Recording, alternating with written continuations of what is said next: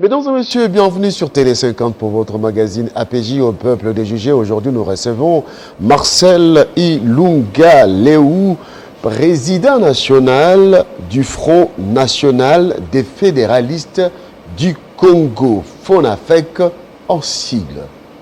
Marcel Ilunga Leou, bienvenue. Merci beaucoup, cher ami Crispin. Je voudrais en profiter pour vous présenter les meilleurs vœux pour l'année 2022 qui commence, et à vous ainsi qu'à Télé 50, et surtout les meilleurs vœux de bonheur, de prospérité, de longévité à Joseph Kabila Kabange, l'autorité morale du Front commun pour le Congo et le père de l'alternance pacifique en RDC. Eh bien, on va y aller. Merci d'avoir accepté l'invitation. Avant de commencer et de continuer, nous allons d'abord prendre cet élément qui marque les débuts des travaux, les débuts d'activité par les nouveaux membres de la CENI, les 3 membres de la CENI qui ont prêté serment à la Cour constitutionnelle. C'est parti.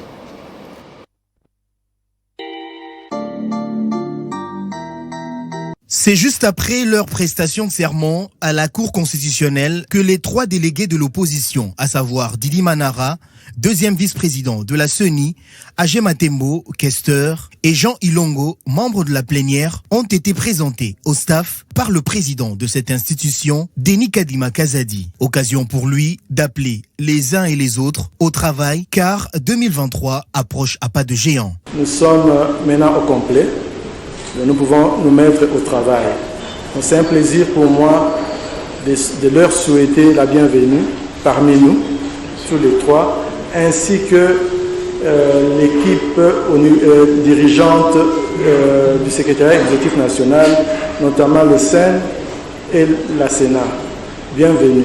Nous avons jeté les jalons pour avancer dans nos travaux, et nous avons eu un séminaire d'imprégnation durant lequel beaucoup de choses ont été faites, notamment la feuille de route. Nous allons tenir un autre atelier, ça sera sur la planification stratégique.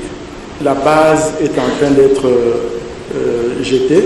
Le président de la centrale électorale, qui n'a pas eu la langue de bois, a évoqué la problématique des moyens financiers qui reste une préoccupation majeure. Évidemment, il y a aussi le problème des ressources, parce que vous savez, on ne peut pas organiser les élections sans ressources, sans argent. Nous avons pris des contacts avec les autorités gouvernementales et nous nous attendons à ce que nous financent.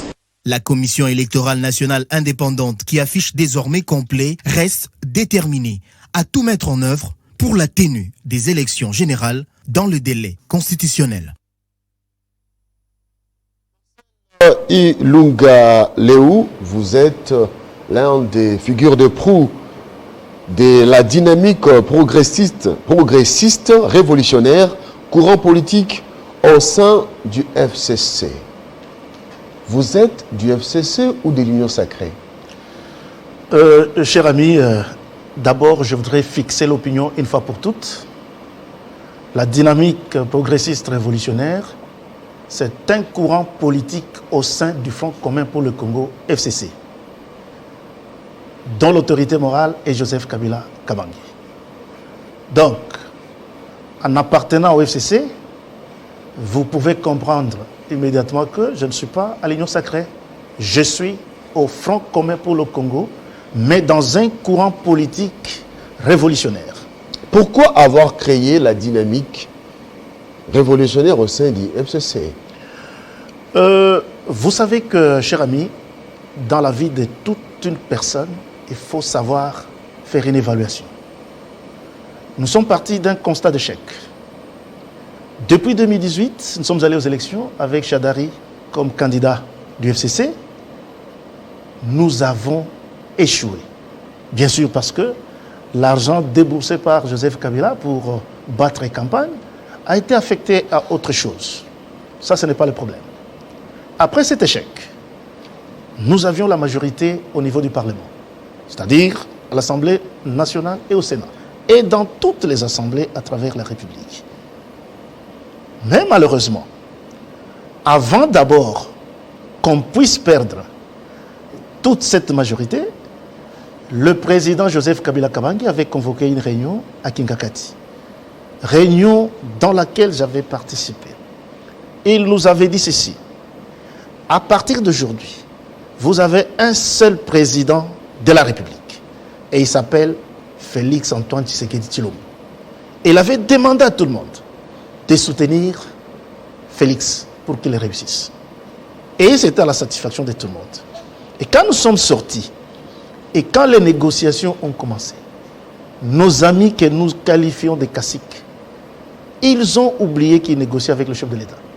Ils se sont mis dans l'intransigeance. Et cette intransigeance nous a poussé à perdre l'Assemblée. C'était d'abord Mabunda qui est tombé. Après Mabunda, on a vu Alexis tomber. Après Alexis tomber, on a vu le premier ministre Ilunga Kamba tomber. Et après que tous ces chefs des institutions soient tombés, il y a eu des voix qui se sont élevées au FCC, même au PPRD, pour demander qu'on puisse évaluer, qu'on sache pourquoi, où est-ce que nous sommes et où est-ce que nous allons. Ce qui a été fait, Joseph a compris, il a nommé Tshibanda comme président de la cellule, coordonnateur de la cellule des crises. Il devrait donc, avec les membres qui devraient l'entourer, évaluer pourquoi nous avions échoué aux élections présidentielles, pourquoi nous venons de perdre le Parlement et même le gouvernement. C'est depuis décembre 2020 que Raymond Tshibanda a été nommé. Mais jusqu'à ce jour, aucun rapport n'a été fait. Aucune évaluation. Et nous avons vu cette cellule-là commencer à s'émouvoir comme si c'était la coordination. Et c'est là que je voudrais féliciter le jeune Constant Moutamba qui a initié ce mouvement. Et il leur avait parlé, séance tenante, que ce n'est pas normal. Comment est-ce qu'une cellule peut faire toute une année sans pour autant présenter les conclusions du travail qui lui a été demandé? Et voilà, tout est parti de là. Et quand notre ami et frère Constant Moutamba a initié ça, il leur a dit que nous allons faire une révolution des palais. Et son courage, il nous a associés tous et nous avons trouvé qu'il avait raison. Et voilà d'où est parti de ce mouvement que nous appelons aujourd'hui les progressistes révolutionnaires. Et c'était juste pour désavouer d'abord la cellule de crise pour incompétence et incapacité à produire des résultats. Et ensuite, nous avons évalué à notre niveau le nombre de partis politiques et regroupements qui sont partis au FCC et le nombre de ceux qui sont restés. Et nous nous sommes rendus compte que ceux qui ont adhéré au mouvement aujourd'hui où nous parlons avec vous représentent 60%. Parce que 70% étaient partis. Il restait 30%.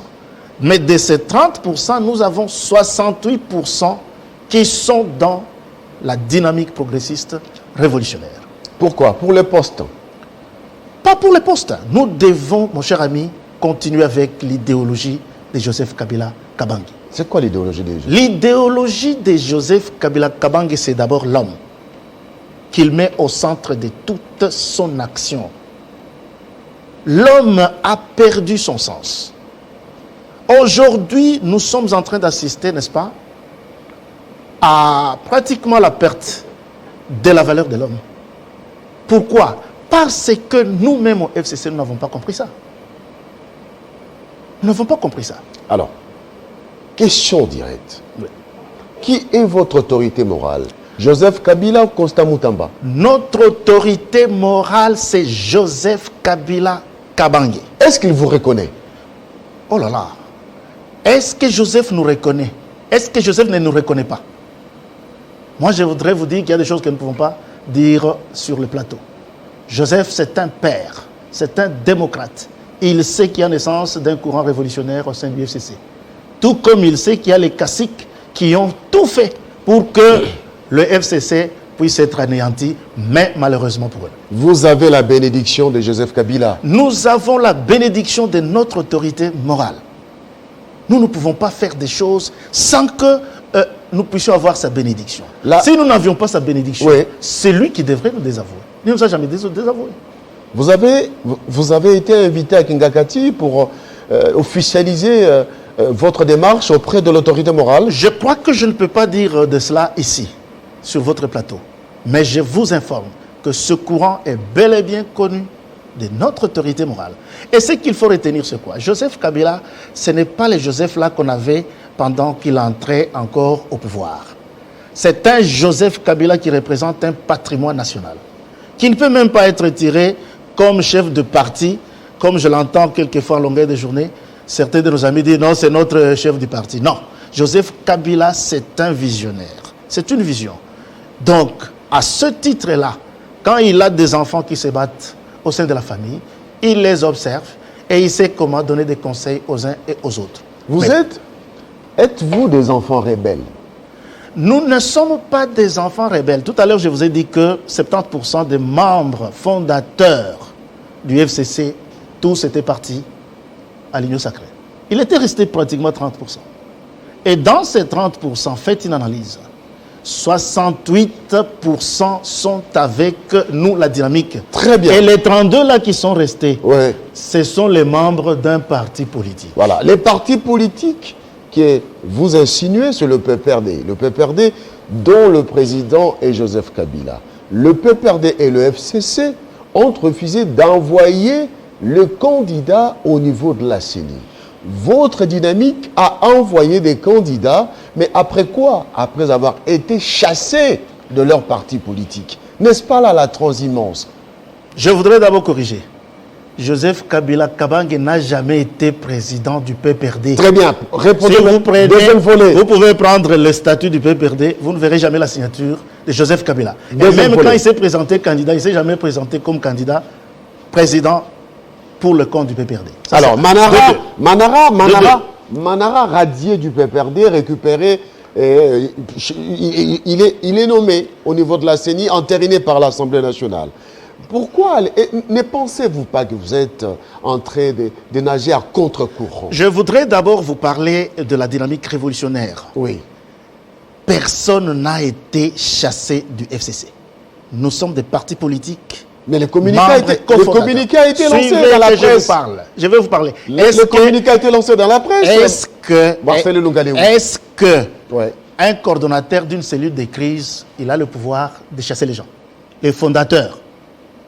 Si vous lisez la charte qui crée le FCC, est-ce que vous allez trouver que le coordonnateur de la cellule de crise a un pouvoir d'exclure un membre cofondateur? Donc ça, c'est de la blague. Et pourquoi est-ce qu'ils n'ont jamais exclu ceux qui sont partis à l'Union sacrée? Vous avez déjà entendu une note qui exclut ceux qui sont partis? Mais ce sont clairement des prononcés. Alors, pourquoi exclure... Ils se sont clairement prononcés. Pourquoi est-ce qu'ils peuvent exclure les gens qui prennent position au sein de la maison et qui vous disent que ça c'est bon, ça ce n'est pas bon? Donc, personne d'entre eux n'a le pouvoir d'exclure un membre fondateur ou cofondateur. Il n'y a que Joseph Kabila Kabange. Avez-vous vu l'acte qui exclut Agé Matembo, qui est un membre de la dynamique progressiste révolutionnaire? Ça n'existe pas. Vous avez entendu un communiqué seulement, qui a été lu. Et tous les autres partis et regroupements, ainsi que les personnalités qui sont avec nous à la dynamique, est-ce que vous avez entendu l'acte qui les exclut? Non. Alors, nous sommes suivis par des intellectuels. Je voudrais Par d'abord... votre argumentaire, Marcel, on vous connaît très intelligent. On vous connaît très intelligent. Ce ministre honoraire de l'industrie, donc quelqu'un de très, très outillé. Mais est-ce que vous pensez, ceux qui nous suivent doivent comprendre que Joseph Kabila joue au double jeu? De l'autre côté, avec ce que vous qualifiez des caciques, sont dans la logique de ne pas participer au processus électoral tant qu'il n'y aura pas de consensus, et de l'autre côté, il envoie Agé Matembo Manara aller me représenter à la CENI. Pourquoi voulez-vous parler de Joseph Kabila? Parce que même pendant qu'il était aux affaires, est-ce que vous avez vu une note qu'il adresse, n'est-ce pas, à une institution pour dire prenez tel ou tel? Aujourd'hui qu'il est un patrimoine, il est comme l'aigle. Vous comprenez ça?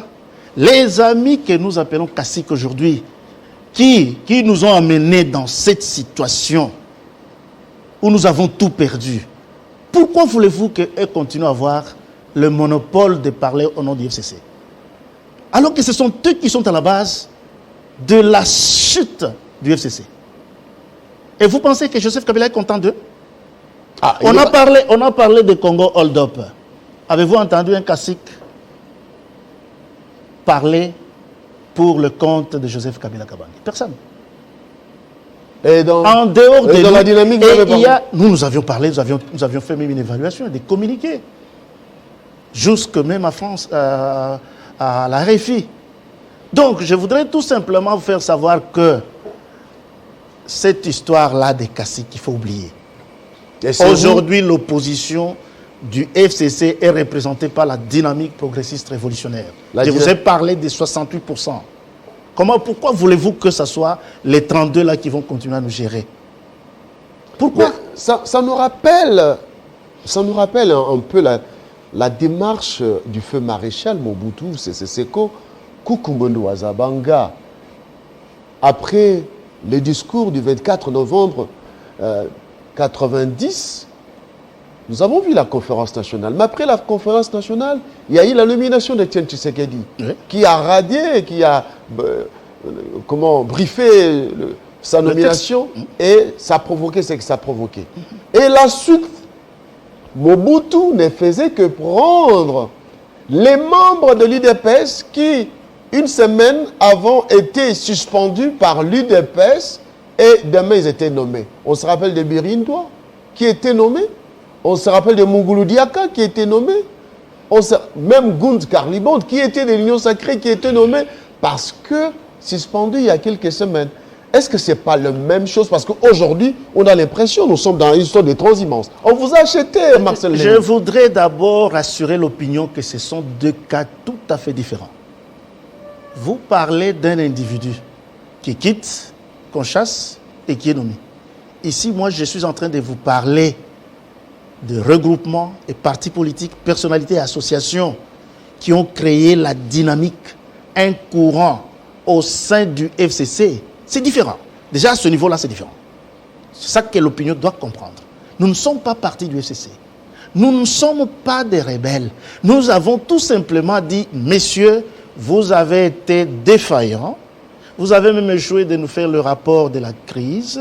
Maintenant, nous, parce que nous sommes majoritaires, nous nous approprions le FCC. Donc, c'est différent. Et alors, de deux. C'est un coup d'État. C'est un coup d'État, alors. Non, un coup d'État de quoi? Parce que vous n'avez pas été nommé par l'autorité morale. Le coordonnateur. Qui nomme le coordonnateur? Le coordonnateur a été mis de côté. Et Joseph a nommé celui qui devrait, n'est-ce pas, s'occuper de la cellule de crise. Et alors? Mais cette cellule qui n'a produit aucun rapport. Mon cher ami, même ici chez vous, si Jean-Marie Kassamba vous confie un travail et vous faites toute une année sans produire les résultats, vous serez chassé. Alors, donc c'est l'autorité morale qui vous a donné l'équité? C'est nous qui avons décidé. Le FCC appartient, n'est-ce pas, aux membres cofondateurs. Et Joseph Kabila est là comme autorité morale. Si vous prenez la charte du FCC, vous ne verrez pas non plus la signature de Joseph. C'est-à-dire que c'est une autorité morale. Mais nous qui sommes membres, nous sommes tout à fait unis par le texte. Et quelle est la charte qui vous régit aujourd'hui? Aujourd'hui, nous sommes régis par la charte du FCC. Quel FCC? Le FCC. Nous sommes un courant au sein. Le FCC qui est dirigé par son comité de crise? Non. Le comité de crise est réputé démissionnaire à partir du moment où ce comité a fait plus d'une année sans donner les conclusions de la mission pour laquelle elle a été mise en place. Voilà. Marcel Léo, c'est parti très vite. Aussi vite que ça. Après la création de cette dynamique progressiste révolutionnaire, courant politique au sein du FCC, quelques semaines après, ce sont les mêmes personnes qui sont entérinées par les bureaux Mosso. Et c'est ça même la dynamique. Ce n'est pas trop téléphoné, ça? Non, pas du tout. Vous savez, mon cher ami, je vais vous dire une chose.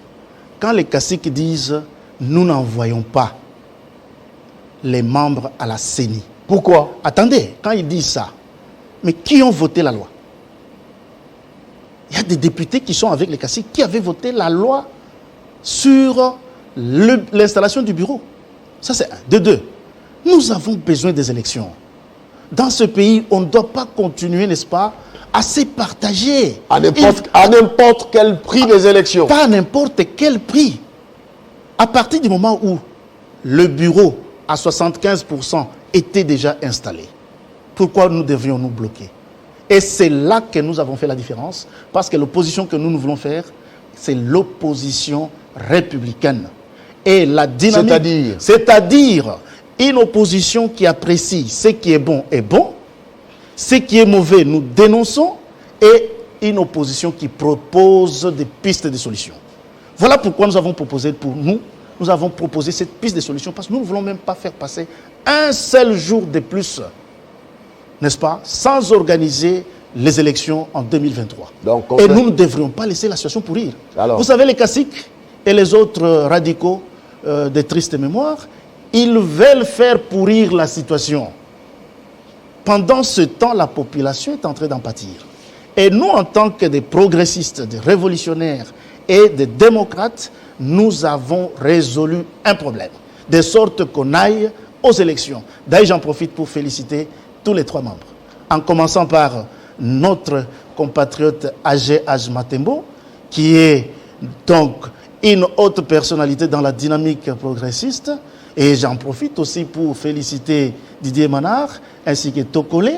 Et ils sont toujours dans le FCC. Nous leur garantissons qu'ils ont de la place à la dynamique progressiste. Alors, pensez-vous que cette équipe de la CENI, composée de quelques membres de votre dynamique, va organiser les élections apaisées ou les élections contestées?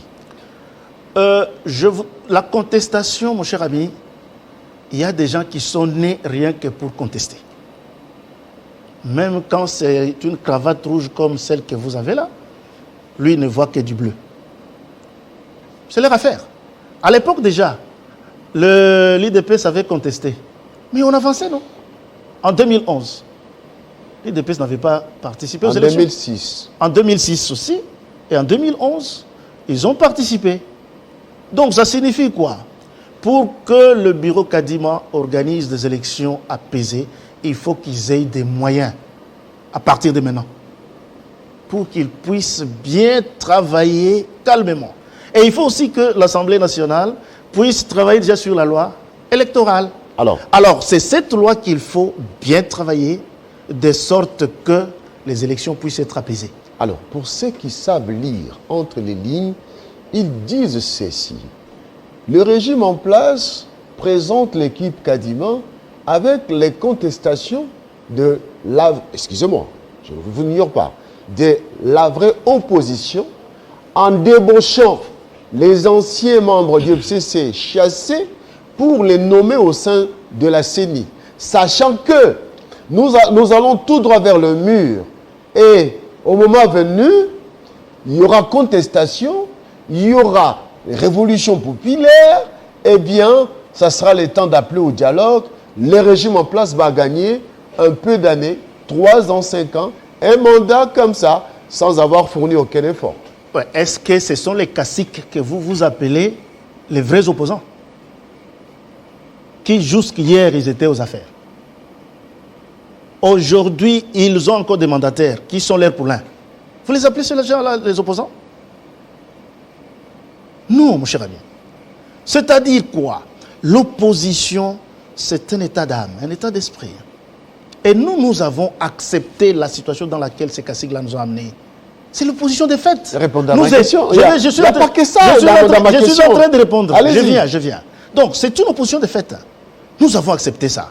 Et en acceptant ça, nous voulons faire une opposition qui est démocratique.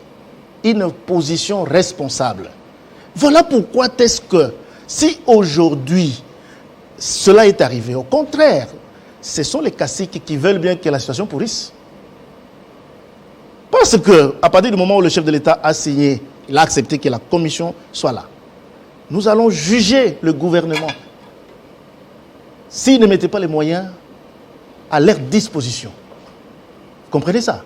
Et à parler de racheter, qui peut acheter quelqu'un comme moi, Marcel Léo, qui ne connaît pas que je suis kabiliste du sang, qui ne connaît pas que Agema Tembo est kabiliste du sang.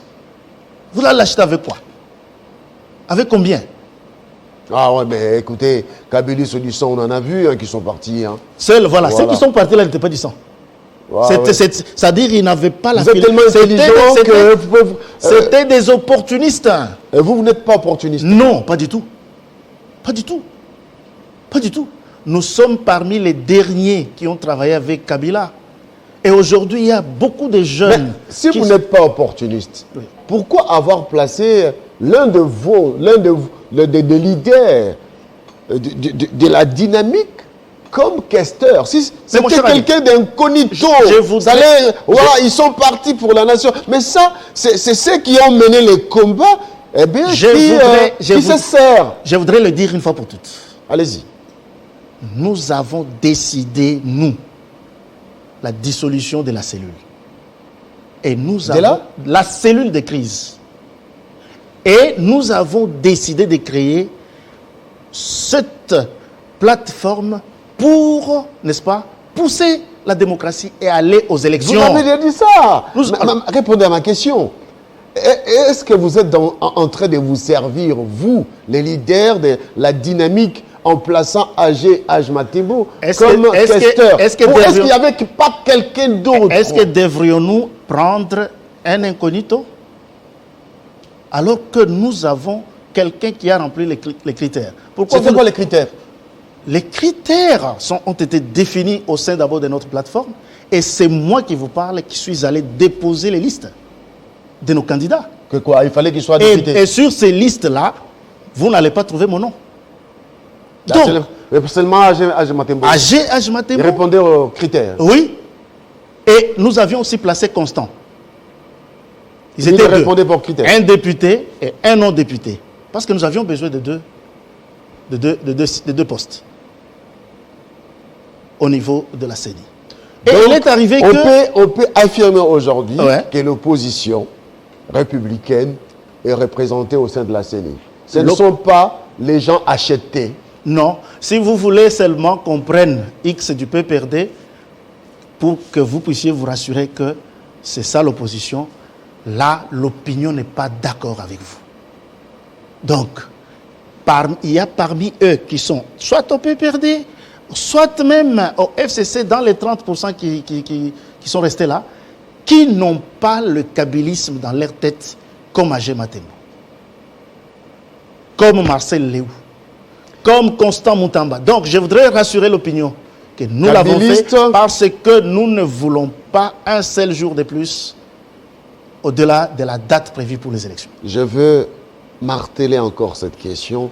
Cela veut dire, c'est que vous avez pris comme résolution de pouvoir créer la dynamique trouve l'assentiment de Joseph Kabila. Naturellement. Parce que jusqu'au moment où nous parlons, vous et moi ici, nous n'avons jamais été contestés par Joseph Kabila. Et si c'est le cas? Si c'est le cas, nous nous assumons. Nous nous assumons parce que nous sommes membres du FCC. C'est-à-dire? Vous avez compris ce que je dis? Je n'ai pas compris. C'est-à-dire, si c'est le cas, or ça ne sera jamais le cas, nous parlons avec les si. Nous nous assumons. Et nous allons continuer avec l'idéologie de Joseph Kabila. Alors, vous n'êtes pas membre de l'Union Sacrée, membre de l'FCC. Non. Mais c'est qui votre coordonnateur maintenant? Nous sommes à l'étape de la coordination qui est collégiale. Et nous sommes en train d'aller vers une restructuration de la coordination.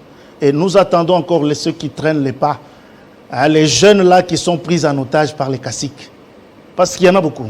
Nous les invitons à nous joindre le plus rapidement possible. Ils ont de la place. Ils ne doivent pas continuer là-bas. Je ne veux pas citer leur nom. Mais ils se connaissent. Il y a ceux qui sont là par simple peur, les autres par contrainte. Libérez-vous et rejoignez-nous pour que nous puissions aller ensemble. Nous les attendons pour que nous fassions maintenant une bonne coordination. Libérez-vous. Oui, ils doivent se libérer. Libérez-vous et venez qu'on vous achète. Non, on ne vous allez jeter. Bon, moi je suis avec toi ici. Moi j'étais où? Avec quoi? Moi j'étais où? Voilà. Et il y en a beaucoup. Je vous dis que nous sommes déjà à 68%. Tous les 68% là, on les a achetés. Nous allons bientôt terminer cette émission. Vous êtes un acteur politique majeur dans l'espace Grand Katanga, député honoraire, élu du territoire de Kanyama-Kasese. Il n'y a pas longtemps, nous avons suivi un conflit entre les notables et le général Kassongo en rapport avec les engins qui doivent contribuer à l'agriculture dans ces territoires. Avez-vous suivi cette histoire et quelle est votre réaction? Merci beaucoup, Crispin. Je suis en train de suivre avec beaucoup d'intérêt cette situation, surtout que c'est chez moi. D'abord, j'en profite pour présenter aussi les meilleurs vœux à toute la population du territoire de Kanyama, qui constitue ma base. Vous savez, si Joseph Kabila avait décidé à ce qu'on puisse envoyer le projet agricole volontariste à Kanyama pour le jumeler avec le service national, c'est à la suite de la productivité qu'offre le sol du territoire pour l'intérêt national. Mais il s'est fait malheureusement que dans sa conception, c'était autre que ce que nous vivons aujourd'hui dans sa réalisation. Vous aviez suivi dernièrement, là je crois en 2019 ou 2020, il y avait une délégation des honorables députés nationaux qui étaient descendus jusqu'à Kanyama. Ils avaient trouvé ces engins-là parqués. Il y a même des herbes qui poussaient déjà en dessous. Donc, des gros engins. Il y a des engins de génie civil, il y a des engins pour l'agriculture. Et les herbes poussaient déjà. Je ne sais pas l'issue, le rapport qu'ils avaient fait. Mais aujourd'hui, ce que nous ne voulons pas, c'est qu'il y ait des conflits. Le conflit entre le général qui gère le service national et ceux qui gèrent le projet volontariste. Mais nous nous posons la question de savoir où sont les résultats de la production de ce projet-là, volontariste. Parce que je peux vous dire que c'est ce projet-là qui a coûté mon siège. Ah bon? Oui. Pourquoi? Ce projet-là a coûté mon siège. Pourquoi? Parce qu'il y a toujours parmi les caciques ceux qui pensaient dans leur tête qu'il faut aller détourner ce projet-là à partir de Kanyama. Ah, ce sont des règlements de comptes. Alors ces gens-là voulaient détourner pourquoi le projet? Mais nous étions tous d'accord que ce projet soit implanté là-bas. Et ils n'ont pas de moyens parce que c'est un projet qui n'a pas été bien mûri. Et ces engins sont là. de travailler. Maintenant, le problème, c'est quoi? C'est que je ne sais pas. Je n'ai pas de précision. Je parle au conditionnel.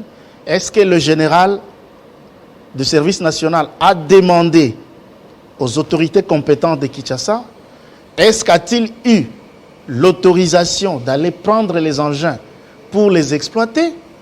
Parce que c'est ça le conflit. Selon l'interview que nous avons suivie, oui. Alors, si c'est oui, où est le problème? Si c'est l'État congolais, qui est propriétaire du projet et propriétaire des engins, qui décide de prendre pour que ça puisse cultiver encore à Kanyama.